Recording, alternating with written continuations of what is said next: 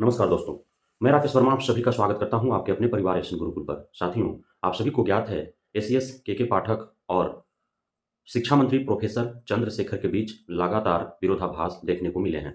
चाहे वो विद्यालय के टाइम टेबल को लेकर के हो, शिक्षक-शिक्षिकाओं की छुट्टी को लेकर के हो या अन्य जो भी फैसले लिए जा रहे हैं एसीएस के पाठक के द्वारा, शिक्षा मंत्री को उसके बारे में खबर तक नहीं रहती है और एसीएस के पाठक दिशा निर्देश जारी कर देते हैं। जिसे लेकर के शिक्षा मंत्री प्रोफेसर चंद्रशेखर को बार-बार एससीएस के पाठक से इस बात की नाराज़गी रही कि आखिर वो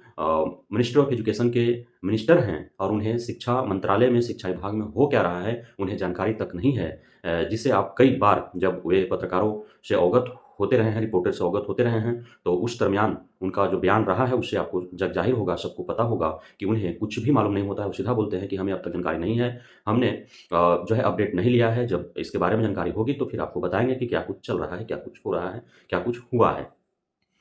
एससीएस के पाठक जो है लगातार 9 जनवरी 2024 से छुट्टी पर थे और किस वजह से वो छुट्टी पर थे कह पाना मुश्किल है क्योंकि कई जो है उतने दिनों में जितने दिन वो छुट्टी लगभग 10 दिन रहे हैं, उतने दिनों में जो है नाना प्रकार के कारण व्यक्त किए गए। किसी ने कहा कि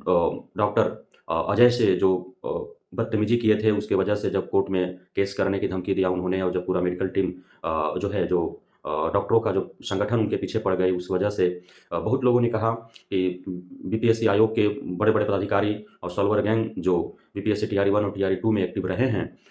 बहुत बड़े स्तर पर जो गड़बड़ियाँ, धाँधली, सेटिंग हुआ है उस वे सभी अधिकारी जो है इनके पीछे पड़ गए और उसके वजह से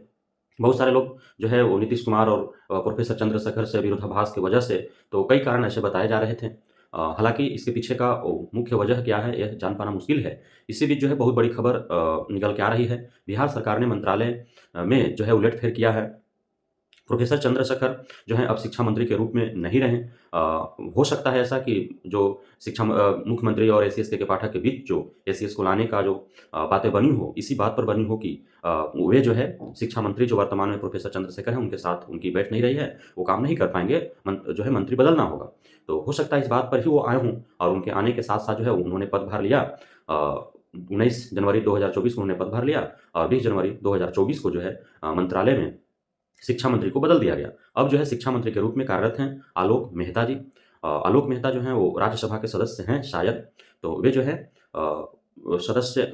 शिक्षा मंत्री के रूप में अब कार्य करेंगे। तो अब देखना यह होगा कि वर्तमान जो शिक्षा मंत्री जो अभी बने हैं आलोक मेहता जी और उनके और एसीएस के पाठक के बीच कितना बैठ पाता है और क्या कुछ सुधारात्मक कार्रवाई के कदम जो बढ़ाए गए हैं एसीएस के पाठक के द्वारा उसमें कितना सहयोग मिल पाता है शिक्षा मंत्री से और किस प्रकार जो है आगे शिक्षक भर्ती जो अधर में लटका हुआ है उसे तीव्र गति से प्रक्रियाधीन करते हैं और आगामी शिक्षक भर्ती हेतु किस रूप में वो तैयार करते हैं। और जो भी विद्यालय का टाइमिंग है या फिर